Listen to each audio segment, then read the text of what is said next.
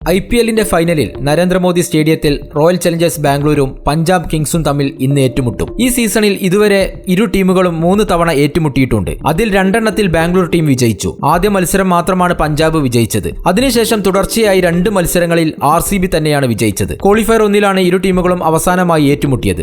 അതിൽ രജത് പാട്ടിഡാറിന്റെ ടീം 8 വിക്കറ്റിനാണ് വിജയിച്ചത്. മത്സരത്തിൽ വിജയിച്ചവർ ഫൈനലിലേക്ക് എത്തുകയും ചെയ്തു. മത്സരത്തിൽ ആദ്യം ബാറ്റ് ചെയ്ത പഞ്ചാബ് ആകട്ടെ 14.1 ഓവറിൽ 101 റൺസിനാണ് പുറത്തായത്. മറുപടിയായി RCB വെറും 10 ഓവറിൽ ലക്ഷ്യം പിന്തുടർന്നു. റോയൽ ചലഞ്ചേഴ്സ് ബാംഗ്ലൂരും പഞ്ചാബ് കിങ്സും 18 വർഷത്തെ നീണ്ട കാത്തിരിപ്പ് അവസാനിപ്പിച്ച് ട്രോഫി നേടാനാണ് ആഗ്രഹിക്കുന്നത്. നിർണായക മത്സരത്തിനായി ഇരു ടീമുകളിലെയും പ്ലേയിങ് 11 ആരായിരിക്കുമെന്നാണ് നമ്മൾ നോക്കുന്നത്. RCB നിരയിലേക്ക് വന്നാൽ ടിം ഡേവിഡ് തിരിച്ചെത്താൻ സാധ്യതയുണ്ട്. റോയൽ ചലഞ്ചേഴ്സ് ബാംഗ്ലൂരുവിന്റെ അവസാനത്തെ 2 മത്സരങ്ങളിൽ സ്റ്റാർ ഓൾറൗണ്ടർ ടിം ഡേവിഡ് കളിച്ചിരുന്നില്ല. ഹാംസ്ട്രിംഗ് ഇഞ്ചുറി ആയിരുന്നു അദ്ദേഹത്തിന്. മെയ് 23 സൺറൈസേഴ്സിനെതിരായ മത്സരത്തിനിടെയാണ് അദ്ദേഹത്തിന് പരിക്കേറ്റത്. എന്നാൽ ഇപ്പോൾ അവസാന മത്സരത്തിനായി ടിം ഡേവിഡ് പ്ലേയിങ് 11 ഉൾപ്പെട്ടേക്കാമെന്നും റിപ്പോർട്ടുണ്ട്. മത്സരത്തിന് മുമ്പുള്ള പത്രസമ്മേളനത്തിൽ ക്യാപ്റ്റൻ രജത് പാട്ടിഡാർ ഒരു നല്ല വാർത്തയും നൽകിയിട്ടില്ല. ഡേവിഡിന് പുറമെ ബാംഗ്ലൂർ കാര്യമായിട്ടൊന്നും പ്ലേയിങ് 11 മാറ്റങ്ങളൊന്നും വരുത്താൻ സാധ്യതയില്ല. അങ്ങനെയാണെങ്കിൽ RCBയുടെ പ്ലേയിങ് 11 നോക്കാം. Phil Salt, Virat Kohli, Rajat Patidar, Livingstone അല്ലെങ്കിൽ ടീം ഡേവിഡ്, മയങ്ക് അഗർവാൾ, ജിതേഷ് ശർമ്മ,